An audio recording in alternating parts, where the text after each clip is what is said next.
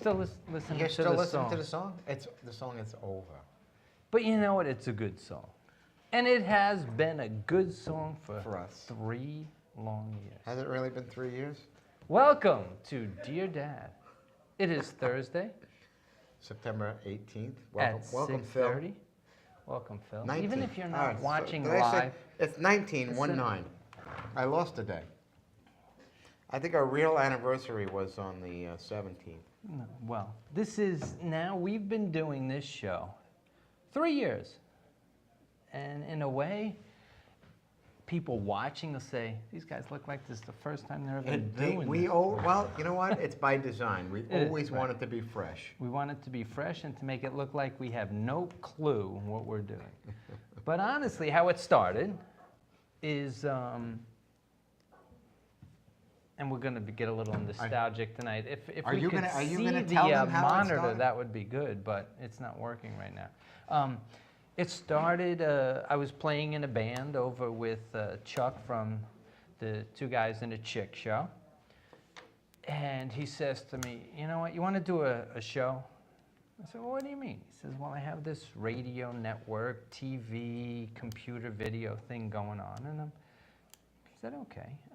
I looked into it a little bit. And I said, okay, what kind of show do you want me to do? And he says, I want you to do a medical show. I said, you know what, medical shows are tough because the liability, you know, when people call in if they have questions on Right. different medical issues, if you don't get the whole story behind it, you may give advice that is not sound advice, and that isn't what I wanted to do. You know, I wanted to do something that might help people. So I told him I don't want to do a medical show. He says, well, what else are you good at? And I said, you know what? I'm a pretty damn good dad. I have 3 kids, and I think I do this pretty well.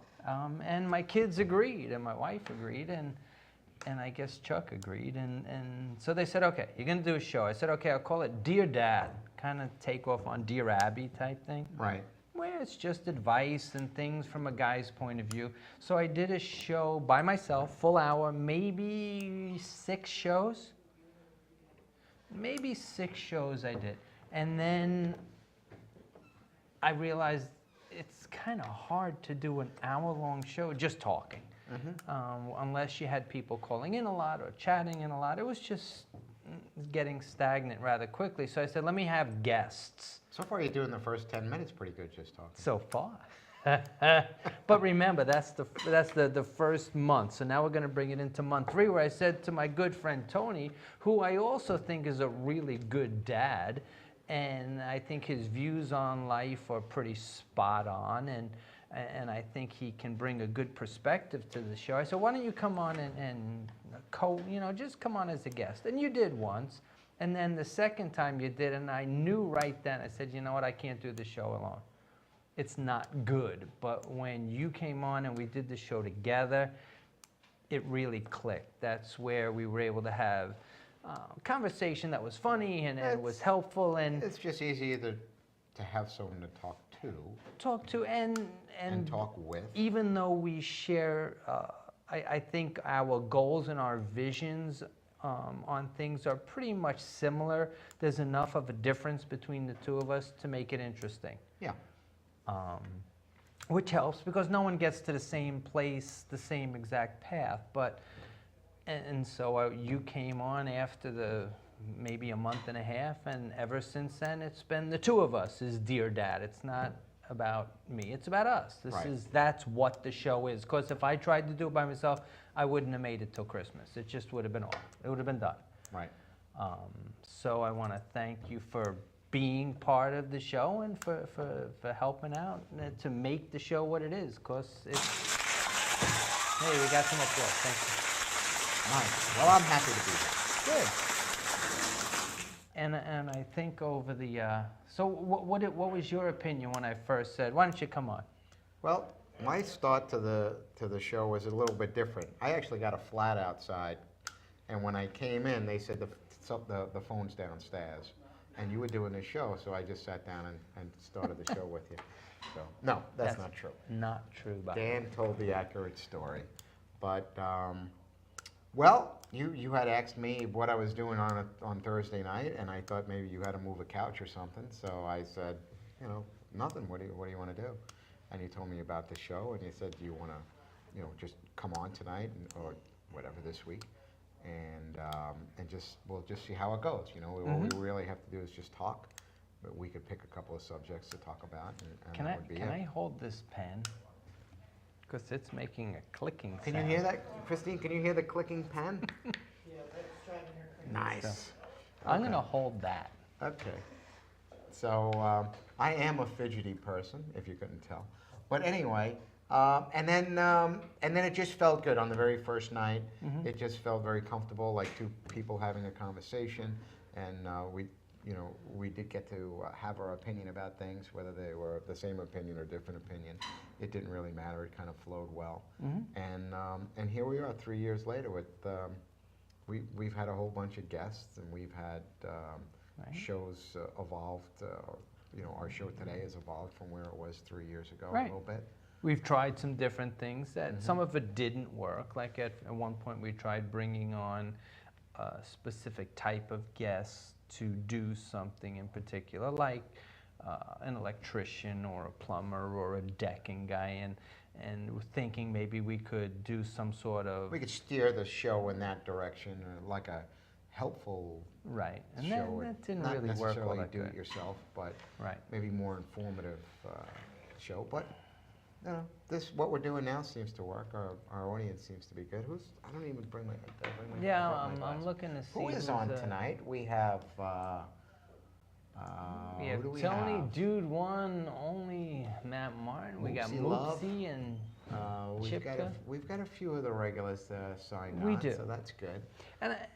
And I think for the folks out watching the show, and I know a lot of people watch our show after the fact because it's at an inconvenient time for a lot of people. And I know that quite a few people watch it afterwards, and what always amazes me is sometimes they'll come up to me and say, I saw the show the other night. I like what you had to say about this and what you had to say about that. And one of the things Tony and I try to do is this show is pretty much not only unscripted, but unplanned. We sometimes might come up with a topic that we want to talk about if there's something particularly in the news, or we'll just go with, okay, it's the beginning of school, let's talk about that. It's a certain holiday, let's talk about that. And we come in just with a very vague, and in the broadest sense of the term, vague idea of what we're going to do. And we go with that, and often that works, and that's kind of... That's kind of what life is about, right? Yeah. I mean, your life, your day when you get up isn't scripted very well. Things go in and out of your day, and so in a way, I guess our show is a little bit like life itself, right? Right. That's a good way to think of it, and I guess that is why it works, is because we're just doing it the way life happens. It's natural. It's what comes up. And the conversation, by not having a certain script, we're able to go wherever the conversation takes us. Right. And I think half the time that's where you get the real meat of the issue, is by going where you didn't plan to go. Right. So. Now, we've done the opposite. We have come in with, hey, this is everything we want to talk about. I've come in with some printed sheets of things that I want to say, and sometimes it goes well. Sometimes we get right to every single thing. Sometimes we hit on a couple and go off on a couple. But on the days that we're totally unscripted, we seem to get on a subject, and it flows, and before you know it, our hour is gone. So it works both ways. And I would agree with you. I would say some of the issues where we've had a request to talk about a certain issue, and we wanted to make sure we were given good information, we would look up things and study things, say like the show we did on bullying. We wanted to make sure we had specific facts about what would happen, and the police's responsibility, and websites to go to. But then other times where we had an idea to go with something, we start and realize we're just tanking, so we move on. Right. So I think that's a good way that we do it. Right. Now this weekend, I got to see a little bit more of a show that's scripted, just differently, more orchestrated. Let's call it that way. I was on Bruce and Disco's show. It's So on Glory Days. Glory this Days Sunday. is your brother, Is my brother, yeah. and he does this show on Sunday, which is sports and entertainment, right? Yep, same But- network right here.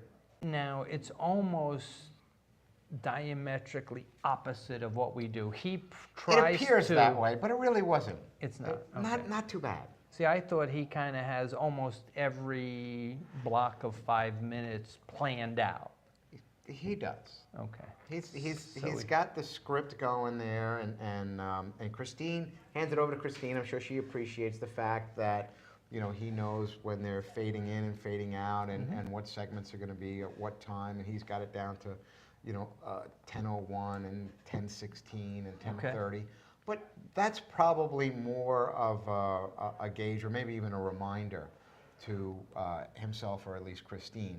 And she'll say, 6 minutes to Timmy the Trotter or something like that. Okay. So he could finish up where he is, or him and Bruce can finish up where they are in Because he has a that plan segment. of- Because they want to get, in 6 minutes, they want to get Tim the Trotter in, or they want to get in Tommy Gatto, or they have a guest calling in. And, when you have a guest, they're waiting to come on. But to be fair, So- in his type of show, each week he has the Timmy the Trotter. He has piece, he has and scheduled segments. So he regular has schedule. scheduled segments, which we have none of Yeah, that. we don't typically do that. That's correct. Yeah. So, and I imagine if you're going to have those segments, you need to be Yeah. a little more regimented. A little bit more regimented. Okay. But anyway, it was fun to do it with him. Yeah? I enjoyed doing it with him. We had, obviously, he's my brother, so we had, decent synergy. I think we did, Christine. So you knew him. You kind of It felt was- like it you were flowed. doing it with your brother. What's that? I'm no Bruce. All right, so Bruce, if you're Okay, watching, is that good or bad? I don't know Bruce, but that's okay. Well, I don't want to know if it's I good wasn't. or bad. I wasn't coming here to be Bruce. I No. was here to be, who I am, and, Right. and that was it. And you're you know, used to, try to after bring a 3 little years, a whole different self-effacing, type of you show. know. So did it feel weird? No, it felt comfortable. Okay. I was comfortable. Obviously, the surroundings are same, so you don't feel any different, than I'm here on a Thursday Right. night. But no, we had Christine in the booth, which is comforting because if I get in trouble, I just ask Christine for help, and it actually, I think it went pretty good. I enjoyed it. Kind of like having a sister right there next to you. It was good. It was on the Manning Bowl, the day of the Manning Bowl, when the two brothers were together, and so him and I were together. That was and exciting for a short while. yeah, didn't Midway work out through the too good. third quarter, it wasn't so exciting. No, and for that poor guy, that's 2 games in a row where he's really done Yeah. poorly, really performed pretty poorly. And here's a guy who was, he's a 2-time Super Bowl quarterback. And his brother's a one-time Super Bowl. Yeah, quarterback. and you would think that, they've got their game plan down, and of course the players. I don't think you Unfortunately, get there's lot a of whole player other change. team that has to try and Yeah. be part of that. Yeah, but it just seems like he's out of sync, and I'm not, obviously, there's I something, wouldn't right. He's know not if his having the coaches season don't so know. far, right. Yeah, if his coaches don't know how to solve his problems. So here's the thing. We'll go to that game. Right. Approaching the game. Now, you approached it from a sportsman's side on your brother's show. Let's approach it from the Dear Dad side. I didn't. The I don't have the parents technical. hate that game. I heard Yeah. an interview with his mother that and true? father. They hate when they play each other. And that's the same whenever you have in the big leagues brothers versus brothers. Last year when the coaches were the same, the coach for the 49ers. And the parents hate that because so much emphasis is put on it. And basically, you want both You want of them your both to kids do to good. win. And one of Somebody them is has going to to be win. heartbroken, and one of them is going to get trashed in the news and trashed in the press and just picked apart to no end because they're center stage in the national spotlight. So So to what do you do? watch one of your kids be put up on the pedestal and paraded around town while the other one is being picked apart, So as a mom or a dad, you Yeah, say it's the gotta one be who hard. win, you said, hey, you did a good job, keep up the good work. And the one who lost, you say, honey, I still love you. Yeah. And just hang in there, it's going to get better. well, I mean, think and about that that's- though, from but that's all you father's could say. perspective. It's so hard watching your kids fail. Right. And I mean, in that case, the last thing you want to do is start to critique it because. right. Well, because you go to your kids. He's not a even- young guy. If he was 20 and it was his first season, Right. then you probably want to go in there and say, you needed to take a little bit more time with this Mm-hmm. or that, or you needed to do this. Okay, you want to tweak, but he's 10 years in the league. The other guy's Right. 12 or 13 years in the league. you know, you just be supportive. But I want to believe that no matter how old they are and how much money they make, it still means something for dad to come on and say, you did good, Good son. job, of course. Or, you know, tough game, son.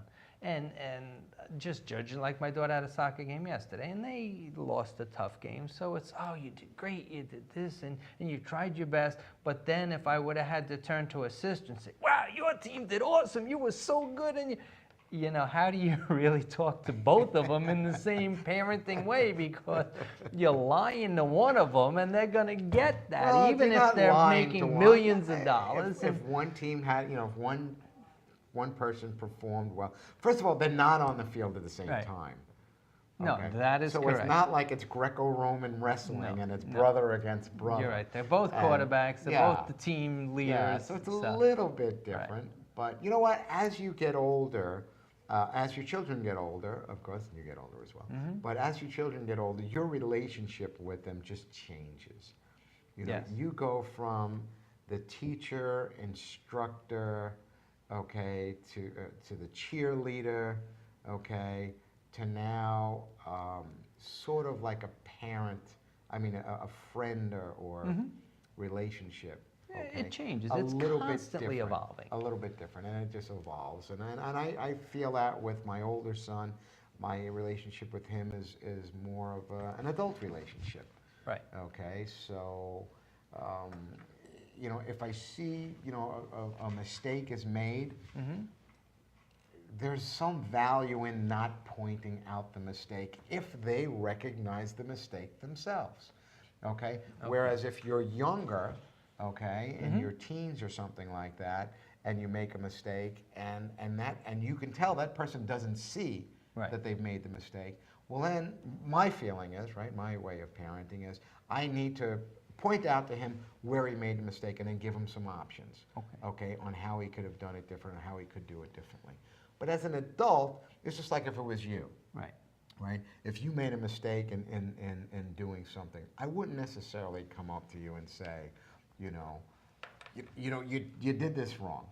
Right. But There's I a may, certain way of doing right, it, obviously. Right. I may, because I respect you, because we're similar age, Right. similar experiences, things like Mhm. that. And at that point, I may say something like, you know, I don't know if I would have said that, Dan, or I don't know if I would have did it that way, or whatever. But in a different way than, hey, don't say something like that. That's not the right thing to do. Right. Very different. So your relationship with your children evolves, and you need to let it evolve as well. Right. You can't treat a 26-year-old like a 18-year-old. Okay, they need to move on. Your relationship needs to move on, and that's kind of what Dear Dad does. Sure. Okay. Now here's something. This happened a couple weeks ago. It was in a situation. It was a youth sporting event. 13, 14-year-olds. No, actually, these were a little younger. The child played the game. They lost. The kid probably didn't play as well as they could have. And the mother was like, you know, good job. And the father was like, no, it wasn't. It wasn't a good job. And was like, well, why are you saying this? I don't believe in giving false praise. That's false praise. They didn't do a good job. You shouldn't tell.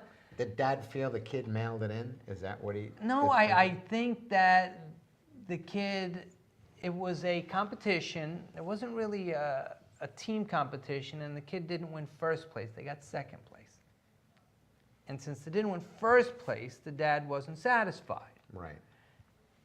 I have a little problem with that. I mean, I understand there's a difference between false praise, and my message has always been to my kids is, I don't care whether you come in first, second, or last, as long as you can honestly say that you gave it your best shot. Yeah.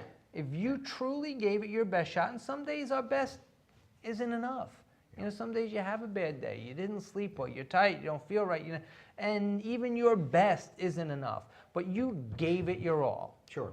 Okay, so there's there's nothing more you can ask Yeah. of someone. I feel the same way. I've coached, have you coached these teams? Absolutely. Yeah, I've coached And I these still do, teams. yeah. And there are times that, you know, the kids are just not up to being able to give their best for whatever reason. Other Could things be are going on. family things, could distractions, it could be physical issue with some of the kids. And you know, usually in the very beginning, who your better players are. Right. And when I say better players, sometimes there is, you know, they have physically more talent or more athleticism than some of the other kids. But there's also kids who, you know, leave it out on the field. Okay. Who might not have the most talent, but are going to give you 100% Right. all of the time. Right. And those are the kids I want on my team. Right, right. Because So- sometimes the ones who have all the physical talents, if they're only giving you 50%, you know Right. what, go play somewhere else. So I like to tell them, you know, after the game or whatever, I like to tell them, listen, I know nobody came out here to lose today, Right. but I also know that I didn't see the best effort of everyone. And I've seen the best effort of everyone at different times. And as a team, we need to give the best effort together at the same Right. time. And that's how you move to the next level. And maybe that's how you get a few more W's than losses, right? Well, and not And- just and- winning, and losing in that's- sports, but in That's anything. the kind of seed I feel, and it's according to what age they are. Right. You But know, if there's a they're way to 8, do 9, it. 10, 12 years old, that's an okay talk. You know, if they're 18 years old, you know, it's really okay to you know, go after an individual and critique, you know, his But there's a his way to field, do like it. his- Even now, and you are a supervisor, you're a boss, so to speak, where you have people work for Sure. you. When you try to counsel them, because maybe they're not doing such a great job, It do you happens just start about by every day. saying, you're doing a lousy job? You say, you know what, I No, 'cause really it- like it how turns you... them off. I They don't really hear like anything how you after did that. this. I think the way you handled Sure. this was great, and I love what you're doing here. But on this other thing here, I want to ask you maybe, so you start by pointing out the positives and Sure. giving them some, you know, I'm not totally against you. I like what you're doing here, but there's something I don't like. Sure. Where if all you're pointing out is the negative, you're not going to, it's like, how are you going to get them to want to do better because you never praise them for the good stuff? Right. And I think that's my problem with that father in this situation is I understand his point is you don't want to give false praise, but you have to point out what they're doing right at the same time you're trying to get them to do better in something else. Because if all you're doing is Right. beating them, Sure. they're not going to respond. That's And- not and, human you know, nature. You want to moms know and them to do dads- something right. Moms and dads, coaches, we're all humans, and we go down the wrong path sometimes, and sometimes we go down that wrong path several times. Yeah. And I'm just as guilty as anyone else for maybe being a little bit too hard or a little bit too short with the kids, and you know, at certain times and whatnot, and you know, and that's, you just think about it and just try to make it up as you go along, Right. and try to win. You know, if you're driving a wedge between you and your child, or you and your employee, or you Right. and your associate, or you and your wife, or whatever, just try to do the repair job and get it, you know, remove that wedge and then try to rebuild from there. So Dad, if you did something like that, Right. you know, it's not a sin, but it's a sin if you continue to do that and you drive your child in the wrong direction. And one thing I try to do, and I truly do this constantly, is at a totally unexpected time for no real good reason, just walk up to your kids and say, you know what, I'm really proud of you for doing this. Or I'm really proud that you did this. The other day. And that's a genuine thing, by the way. Yeah, I mean, said to my daughter, our I said, kids you do know what? things that we're proud for, or are proud about, or we really respect the choices that they made, and you know, you probably just don't say it enough, or Well, what's say it even at all. better- And that's what's And this is what I try to do, is to point out something that you're proud about that they're doing, that they don't realize they're doing something good. For example, sure. My daughter has been going to the same school for years. A friend of hers on her soccer team has a sister, who my daughter doesn't really know that well, who started going to the same school as my daughter just this year. Brand new into the school, doesn't know anyone. And my daughter kind of took her under her wing. She's a very shy girl, doesn't make friends very easily. And my daughter has Your just youngest kind daughter. of said, my youngest daughter Yeah. said, you know, come on. Who, Come by the way, sit with me as at an outgoing person. She is outgoing. Is she an only outgoing personality with us or at No, school? she's very outgoing, very Okay. friendly, but And she's been in the plays and stuff like that, so she She's- has recognition in the school. right, she and- has a lot of and friends. I'm not going to say she's one of the cool kids, but she probably has more popularity than, I'd certainly say she somebody has. just coming She's into the popular for the right reasons, because she's a Right. friendly kid and she's Right. not part of like a mean group as. Right.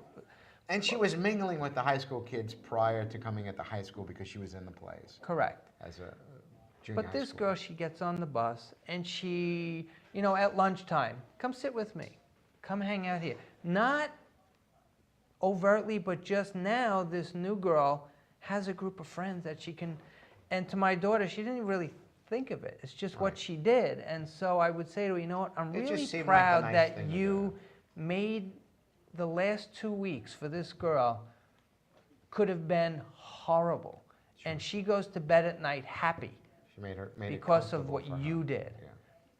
And I think when you point out something like that and praise your child for something genuine, even if it's something small, they Right. go, you know what? Yeah, I did do that. Right. And I think that's what you want to try and pick out with your kids is praise them for real things, even if they're small. They don't have to be, they won the game. It might have been they showed kindness to someone just because they needed some kindness. Sure. Or they did something good. Right. Maybe Just they took some notice time mom out and dad of are their day. working They real didn't have hard to. right now, and all of a sudden you come home and the dishwasher's cleaned out. You know what? Thank you. Say thank you. It I doesn't didn't. have to be I anything didn't huge. ask you to do it, but that made our evening easier. Things like that, and really point that out and praise your kids for stuff like that. That goes somewhere because the next time, what are they going to say? No, let me do that dishwasher Yeah, again because sure. they're working hard and, They maybe like they the, need you know, help. as much as they don't say anything like that, they like the praise. You've been working with your son on the car. Yeah. So if all of a sudden he does something that you couldn't figure out, and you said, "Wow, I didn't even think of that. Mike, good job." You know, He's it's- gonna walk away going, "Yeah." My experience with working on this car has shown me a few different things about myself and my son as well. Okay. One of the So things it's is, fostering the relationship, even though it's an adult relationship now. one of total the thing adult is, relationship. I don't think that your children see you in everyday situations where you're just like a regular person to them. A lot of times they You know don't. what I'm saying? You're always like their parent, and well, Mm-hmm. I don't know, you're always right or whatever, or you're larger than life or whatever. But they don't even see you as fallible, okay? Yeah. All And right. until they get older and they realize. Until they get okay. older, and then unless he makes the sometimes same that's hard stupid for them. mistakes I do. Unless Right. I hope they realize that we make They the same should. stupid mistakes they do. But here's other than your body has a way of reminding you, You that have you're limitations. older, you have limitations, where you're working on something very close and you just can't see it, Right. because your eyes don't work the way they used to, and your hands and your back and your body Right. doesn't You don't twist. have the. Yeah, which, by the way, thank you to my son for realizing there's certain positions I can't get in, and it's like, well, let me do that. I appreciate That's that. helpful. Yeah, but also that I was probably less fearless at his age, and when I say fearless, I mean not afraid to take on something I know nothing about. Right. Okay, And and I that's think probably that's due true to of- experience. Absolutely. We're more of a Yeah. risk taker when we're younger because we're more willing sometimes Right. to live with the consequences. So there were things that I attempted to do and Mhm. probably succeeded or failed at, either Okay. way, I guess it comes down to. But on a car, mechanically, that today I'm not willing to take that risk. Right. Okay, and so we'll get to something, and I don't think I can fix this. Mm-hmm. It kind of looks at me like, I thought you could fix anything on a car. Not anything, but Yeah. and then back off of it a little bit, and then get back into it and say, all right, let's try this, and then we end up fixing it together. Right. Okay, and so I think there's more self-doubt in me now than Right. there was as a younger person. Is it self-doubt, or you're less willing to take the risk? Just, you know what, consequences, back then, I had to take the risk because I didn't have the money to fix it. Now I have the money, so why take the $500, risk? I'll fix it. So is it more self-doubt, or you have the means to not have to take the Yeah, risk? yeah. But now here's something, so I'm going to see it from his side. In his mind, as you said, he sees you a little bit He's like, we infallible. can do it. Right. We can do this. I'm like, I don't know. And you don't want to take the risk, and you don't want to try it. And he says, I'm going to take the risk. I'm going to try it. And it works. In his mind, it's like, wow, I just showed the man that I've always looked up to. Maybe that's what he thinks, yeah. That I've always, thought could do anything, that I can do something maybe even you could Sure. do right now. And Sure. what a feeling. And so I think those relationships, as you're working, as you get older, that's great, because it really helps. I often will try to do that with my son too. If he does something that I didn't or couldn't do, wow, that's even, I couldn't do that. Right. And pointing that out, because you want them, if you think someone's the greatest and you did better than the person you thought's the greatest, how Right. good is You that? got me on cloud 9. Yeah. Absolutely. So I think it's an exercise, and at least I thought I was setting out as an exercise and a confidence booster Right. for my son. But in reality, he actually boosts my confidence. I'm sure he wouldn't agree with you. He would say you did it for him, and the fact that you think he did it for you, that's perfect, because you both got out of it what you wanted. Yeah. And you need it. That's awesome. So in the end, it's a nice project, and it doesn't have to be a car. It doesn't have to Could be be anything. anything. If you're not mechanical, it could be anything. But Mm-hmm. but that's that's the kind of thing that lasts a lifetime for you, and probably a lifetime for them as well. I mean, and it's just a small amount of your time. as a parent, I see it, but as a healthcare provider, I know just from all the research that one of the biggest factors in personal development and achievements and just your whole attitude and the rate of depression and the rate of mental illness and a lot of issues are your ego. If you are self-doubting and you constantly have no self-esteem, if you don't believe in yourself, if you don't think you can do anything, you're basically gonna achieve all of that. Right. So It's self-fulfilling. building self-esteem and making sure that your kids have some self-esteem. It doesn't really come naturally. I think a lot of human nature is almost to not have the self-esteem. And that's one of the biggest things a parent can do, especially when their kids are younger, is to instill a sense of self-esteem. Being careful to avoid a false sense. You don't want a kid coming out to think they're the greatest thing since sliced bread when they're not. You want to have them have a real sense of self-esteem, but that, no matter what your faults are, no matter what your differences are, no matter what you can or can't do, you're still a valuable person. Right. Because even if you can't do everything, the things that you can do, it's valuable. Sure.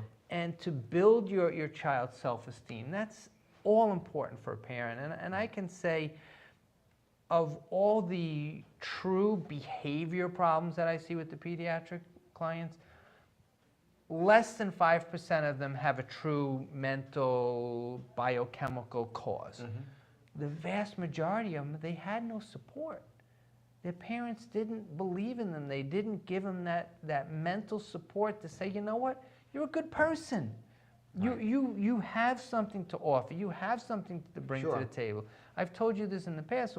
In scouting, often when we do a Scoutmaster conference, that's a conversation between the Scoutmaster and a Scout when they're advancing in rank, and it's a time to discuss with them the things they're doing well, the things they need to improve on, and where I've said to some of these kids, you know what, you're a good person. You're a good guy. Right. These kids have more than once, welled up with tears because they've never heard Because that. no one's ever told them that. Yeah. That's hard. Yeah. No one's Yeah. ever told you you're a good person. And I think, kids just don't understand that, you know, everybody has the thoughts and the feelings and that they have. self-doubt. There's self-doubt. Yeah. That self-doubt exists in everyone. It exists from everybody from, you know, 8 to 80. And you know, it doesn't go away when you're an adult. No. Okay? And it's not unique to someone who's young. So, you know, everybody thinks they can't do something, or they're not Right. qualified for something, or whatever it is, or you can't get past this. But it's okay to have that. Sure. It's okay to feel that way. It's okay to feel that, hey, I don't fit in. You know, do you think everyone at some point thinks they don't fit in? Even Absolutely. when you're in, you know, you're in school and there's the cool table and all those kids that you think are the cool kids, okay? They're full of self-doubt. They're trying to fit in as well, okay? And So the goal as a parent then is to help those kids to say, okay, I don't fit in here, but I do help them to find out where they do fit in, because everyone fits in somewhere. right, But they might not be able to find that place on their own. So, you know, confidence is a huge thing. You ask them, well, how did you learn how to do that? No one told me I couldn't. One of the great jazz artists, Johnson, back in the early days, if you listen to his guitar playing, he plays just like a possessed man that no one has ever played this before. And the reason he did that is because in his early days, he heard recordings of these guitars being played, not realizing it was 2, sometimes 3 different people playing this on the guitar. oh. So he learned to play it by himself, and he right. did it because Thinking that someone else was doing it, one guy was doing so it. if that person did it, I can could. do it. So if someone would have said, "You can't do that. That's 3 different people. There's no way you can do that," then he He wouldn't may have. never have learned that. But the fact that he was able to do it was because he didn't think he couldn't. Right, And that's a good self-confidence is, sure. you know what, you don't know if you can or you can't until you try. Till you try, right, So exactly right. give it a shot. What, you know, often... And that's a really good attribute to have, is not to know Right. you can't do something, or not to know you're not qualified to do something, and to just attempt it anyway. You know, of Ask course, yourself that question, right? Yeah. What's the worst that can happen? what's the worst that can happen? What's the downside to it? And oftentimes the true answer is, it's worth taking a shot. It's worth taking a shot. Yeah. Like, for example, you're working on the car this weekend, and you were telling me how you're having a problem with the brake lines. Yeah. And you went to do something that's probably not the best way, and you tried it. What was the worst that could happen? Well, you need to replace the I whole would have thing. had to replace the part that I was going to And replace if you couldn't anyway. fix it, what were you going to have to do? If I- Replace the whole thing replace the anyway. whole thing So anyway. what was the worst that can happen is you have to do it anyway. You have to do it anyway. So it's either going to work or it's not. It was worth the risk. And So it worked- was for us, worth it the worked risk. out. And not only was it worth the risk, and it worked, but now you and your son together were like, hey, cool, we did it. Look at this. I can't We believe took the it myself. chance, and it worked. And that's a huge ego booster. Yeah. So see, this is how It's your good. dad works. We start, and I think over the 3 years, well, this is a good, you know, tie-up of the 3 years. This is what the show's about, is hopefully giving people, we've had our little friend Zach on several times, Sure. calling in, and Zach sometimes needs some self-confidence, and sometimes he's on top of everything, and sometimes he doubts himself a Right. little, but you know what? Well, we're all like that. And when he tries, he does a great job. Does he do perfect and everything? No, but when he does great things. He really does. And I know my friends Kevin and Catherine and Jennifer, they're all watching. And they hear some things that they want to hear from our show. Right. And it gives them the shot to take and just do it. You And know? we hope we're helping the dads and the moms that, you know, that watch the show to realize that they don't have to be the perfect parent, and Right. and there's no such thing. There as is the no perfect parent, right? You know, It's whatever works. and you know, and if you've got questions, you could always call us at Dear Dad and ask us something. You could. You know, at 1-855-446-7284 if you wanted to, but Did you just make that up? no, Oh, that's really the number. that is the number. But How about this, though? Not only the dads and moms, but the kids that watch us. And I know we Sure. have some kids that and there is a way for the kids who are watching to do this so that you can get what you need. Sometimes you need to tell your parents what you need. If you feel that all you're getting is negative feedback, it's okay to say, Dad, you know what, how about once in a while tell me what I'm doing right? Sure, yeah. And sometimes your parent might go, oh, what am I doing? Sure. I didn't even realize it. The So light you may don't come want to on be for them. disrespectful, but you want sometimes, stick up for yourself. You say, you know what, yes, I did that wrong, but yesterday when I did this, how come you didn't say I did a good job? Sure. If you're going to recognize when I do something wrong, just pat me on the back when I'm doing right. Everyone loves an attaboy. Attaboy. Everyone Attaboy. likes that. That's a good feeling. There's no test. I don't know if you kids understand this, but there's no test, Not even a multiple choice. not even a multiple choice, to become a parent. There's no course that you have to take. There's no test that you take. There's no manual There's that they no give you. manual, okay? That isn't how it works. Anyone can become a parent, and you don't have to pass a test. You don't have to be good at it either, okay? It's just how it works. And we learn. And sometimes We do sometimes things your wrong. parents need a little help too. And it's funny how we learn. Here's a quick story. When my son was young, I'd say he was about 3 or 4. And now he's going to be 22 next month. He was my first. And it went like that. Yeah. And he did something. I don't even know what he did wrong. But I got mad, and I didn't smack him or anything, but I grabbed him by his ear hard. And I pulled his ear. And he immediately started crying, and it was like, why did you do that? It hurts. And I can remember that feeling inside me to this day, how sorry I was that I ever did that. And I never, ever, ever, ever touched any of my child's ear again in any way like that. Because I didn't know what I was doing. So you hear in the TV or you hear in the movie, I grab him by the ear. It scared you more than it scared him. So, absolutely. And it really was one of a huge lesson that I learned is, you know what? I don't have to hurt my kids to discipline them. I've got to figure out how to get his attention. I need to figure out how to get through to him without doing that. And that's kind of how you... Sure. But if the kids think that the parents have no feelings, that's wrong. But your point is you don't have the manual, right? No, there's no Now, it might manual. have been, I learned from if that there was one. a manual, it might have been on page 16, and you could might have have been. known that, but you don't have a manual. It doesn't work that way. No. And then every case is an individual case, too. Right. Moms and dads, there are kids that are difficult to deal with. And that sometimes need different. Right. I'm not necessarily totally opposed to corporal punishment. I mean, sometimes, depending on the thing, if you have a child who's 2 years old and is putting a knife in an electrical outlet, you need to stop that action immediately because it could be life-threatening. Right.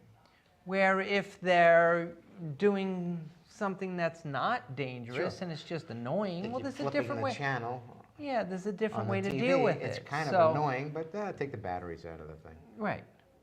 And there are different parenting styles, just like this. Not only different parenting styles among parents, but towards each of their kids. I'd say my style of parenting to my son is different from each of my daughters. They're all a little bit different because they need different things from me. They react differently, and I'm sure... They understand things at different levels, at different ages. Absolutely. And they also have different buttons to push. They're different personalities. Yeah, They're different people. Very different. My grandmother used to say, like, 5 fingers, they're all different, right? They're still all fingers, but that's just the reality of That's it. right. And your children are like that as well. Absolutely. They're different people. And not what works for one doesn't work for another. How you motivate the kid is very different sometimes. The way I would motivate my son would be different than the way I motivate my youngest one.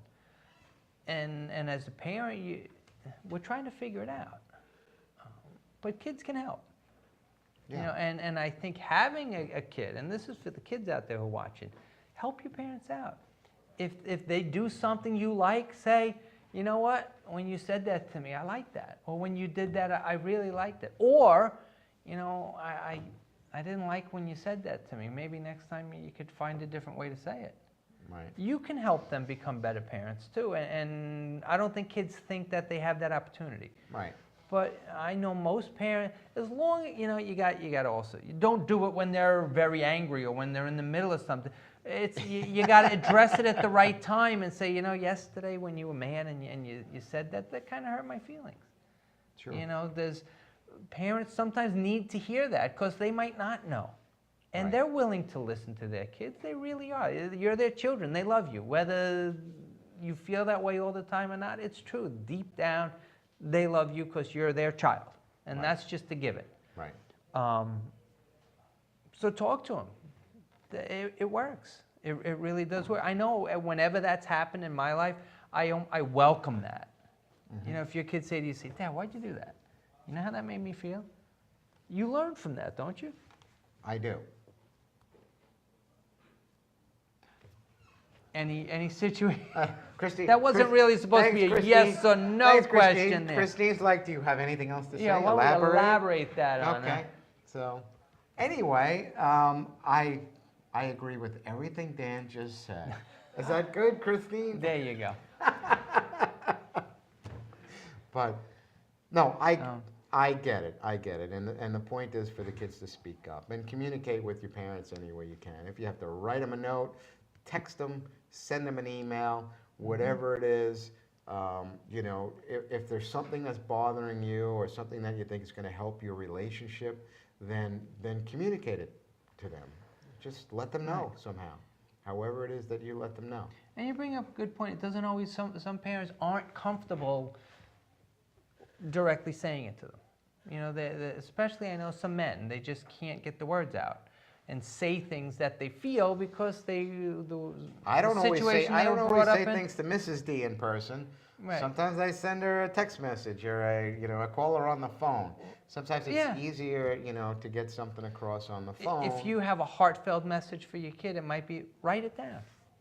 Put it down on paper and say, "Here, I want you to read this." Hallmark. Give him a Hallmark card. But that can work sometimes too. Is Chuck, is Hallmark one of our sponsors? We should send them a copy of this show. Not yet.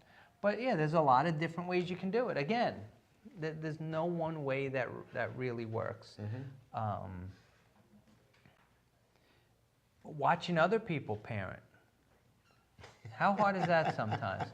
It's tough when you're at the store and you see them dragging that screaming kid by the hand and you were there. I was there. I was either the screaming kid at some point or I was the parent that was like, oh man, let's just move on from this toy. I mean, there's sometimes where you go, I feel so bad for them because you know what they're going through. And you're like, as you get older, you feel differently about it. It's not that you forget, but you just feel differently about it because you did it. Right. Maybe you feel bad. You've learned that maybe that wasn't the right way to do it or whatever. Mm-hmm. And now you just want to say, like, don't pull him by the arm because you're going to dislocate that poor kid's shoulder. Right. But what are you going to do? You can't stop people in the store and tell them how to parent.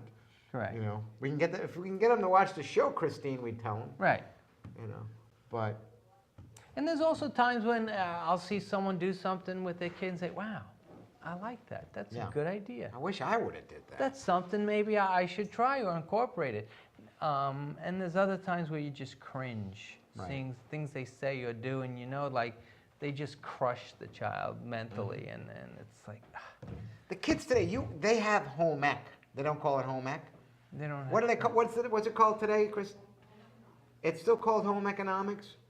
Okay. I don't know. I'm not sure. I mean, they don't in my teach school, I don't cooking think they or typing anymore, but you know what they do teach in school now? How to keep a checkbook, how to use credit cards. Oh, they do that now. Yeah, which is smart. I mean, because... economics. Yeah. Okay, and health. I know health, they did something where you came home with an egg or you took home a baby, electronic baby or something. Right. My daughter had to bring home a doll that would cry. Okay. And if it cried, you'd have to pick it up and you'd have to... It gives them a little bit of a sense on, that parenting is not just when you feel like it, and that parenting is not like having a toy or a doll or just, this little baby that you can love and love and love and then put down because you want to go out with your friends. Right, and you could ignore it, right. And I think that's an important, lesson to learn too, because some of these TV shows now, 16 and Pregnant and all these other shows, even though... That's a television show? Yeah. They show these young girls who have babies. And hard even enough. They though gotta the put you on show TV. does sometimes show that it's not so easy and that the child's dad isn't always part and it's not all this great lovey-dovey relationship that they thought, it still in a way glamorizes it a little bit. I don't think it really portrays just how Difficult it really is. difficult and completely life-changing it is for a 16-year-old girl to have a baby. You immediately become an adult, responsibility-wise, but mentally you're still a 16-year-old girl who wants to go out with her friends. And the child has a dad, but it's probably not that boyfriend you've always wanted where you're going to the store and on a date and watching movies. And now it becomes, okay, this is the person that now Sure. has to find a job that can pay for formula at Sure. $35 a can. And I can't go to school because I got to take care of the baby and my mother works. You know, I think that the show doesn't fully portray just how difficult it can be. Right, And parenting's tough. right. Parenting's tough when you're ready for it. Growing up is tough. Yeah. And if you're tied down to raising a child while you're still trying to grow up and figure out who you are and build a relationship with someone else if that happens to be happening for you, that is just extra difficult. Not only is it extra nearly difficult. impossible, but they're resentful. You know, now you start to see after a while my child Mom resents took the away child. my childhood. Yeah. I didn't have a childhood. Yeah. So that's another one. The other thing I think, just since we have a few minutes, one thing I want to point out is a group of parents we haven't talked about too much on a show. I happen to work with one. Parents that have a child with disabilities. None of my children have disabilities, none of your children have disabilities. No. But there's some parents who their child is born with some severe disabilities, and the impact that has on the family, the impact that has on their life is tremendous.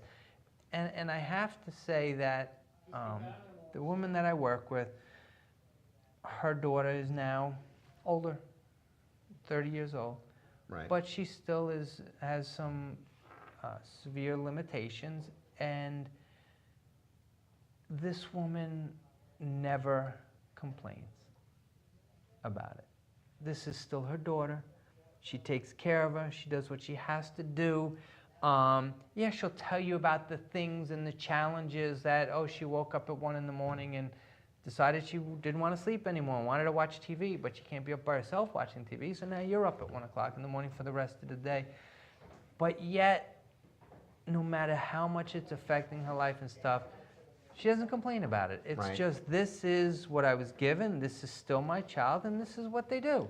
And it really Happy takes birthday! really takes Oh, some my special goodness. people. Anniversary show day. Hey, we have a Wow, visit for from the Chuck and third Bonnie. year in a row, the InRavio forces, and oh my The goodness, celebratory cake. Chuck and Bonnie from Oh, Two Guys and a Chick brought us nice. this incredible Dear Dad Oreo. Oh my, can you get a shot of You this? guys could. Holy cow. Wow. They're gonna get a shot at that. That's excellent. Thank you. Not only thank you for the cake, but thank you for giving us the platform to get the message out there. You know, of course, I know for Tony and for myself, it's important to us. I think that no matter how many jobs we have, one of the most important jobs is the lives I brought into this world, and making sure that I do the right thing by them and, fulfill my obligation to them. And I think being able to have a platform and show like this where we can maybe help others to do it a little better is important. So thank you guys for giving us that. Thank you. Thank you for And- doing what you do. Thanks. Thanks for giving us this, with 5 minutes left in the show. Yeah, so we can Because eat it I wouldn't be able to keep it there for for for an too long. hour. It would have killed me. But I think I could wait 5 minutes. Christine, Do you? do you want a cookie? Oh, We'll save you an Oreo cookie here. yes. My goodness, look, that is Matt, you look hungry. Matt. He left. Oh, Oh, he's upstairs. Okay, Oh, so we'll okay. get some to them. that looks great. Well, we have a couple minutes left, so any final thoughts on the end of 3 years and what's coming up in the future here? Only that, you know, I enjoy doing the show, and every show feels fresh. And like today, we didn't have a very specific agenda, but we were able to get some thoughts out there and just keep it together for an hour and gives out some good information. Right. So that's what's been fun about it in the last 3 years.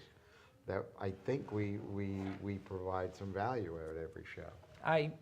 I truly believe that, or else I don't think either of us would be doing it still. Wouldn't be any sense to because be. let's face it, with the way both of our lives are right now, we're very busy. We have a lot of things going on, and if it wasn't worthwhile, I know I wouldn't do it.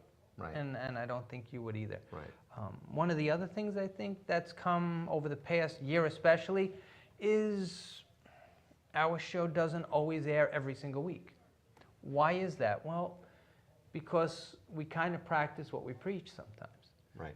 Life is life, and what's important might be the fact that your son needs help with something, or my daughter has a soccer game and she really wanted me to be there that night. Right. And sometimes we make the decision that, you know what, we have to set the priority. Even though we have the show to go on, that's not always necessarily the priority. And I think in life, you make those decisions. Sure. Try not to be hypocritical for Right. what it is we're doing. We're doing things about parenting and raising children and things like that. So if you're doing the show and you miss your son's birthday party because of it, that would... It wouldn't make any sense. Right. And so we're telling people every day that their priority should be their priority should be their children and their family and things like that. And then we make the show our priority and Right. not our family. That just wouldn't make any sense for anybody.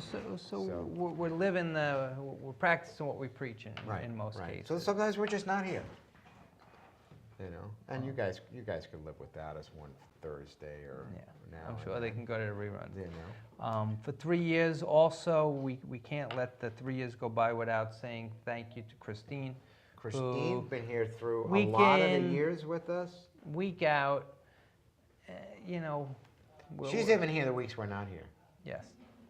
And we come in here, we're ready, we sit down, we're late, and she's got everything ready. She keeps it running smoothly, no matter what zaniness we try to bring or throw at her. She just keeps it cool, and she keeps the show running good, and she makes us look good. So Christine, Right. thank you Thank you, Christine. for all you do for us. We really do appreciate it. And to Chuck and Bonnie again, thank you. To our wives for Putting up with putting us. up with us and giving us up on Thursdays to come do this, And our families for letting us talk about them on the show. Yeah. And our wives for letting us talk about them on the show. And because that's probably not always easy hearing your dads No. talk about you, knowing it's you, but No. saying, you know what, I get it.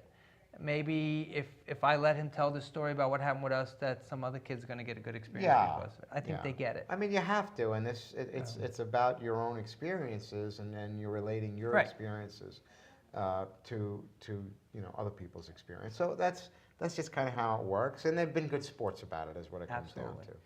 So the bottom thank you would be to my kids, to Tim, to Haley, to Megan. Thank you for giving me the opportunity for my best job, and To Michael and Caitlin and Christopher and to Marina for allowing me to put some of their life out on the airwaves. with a purpose.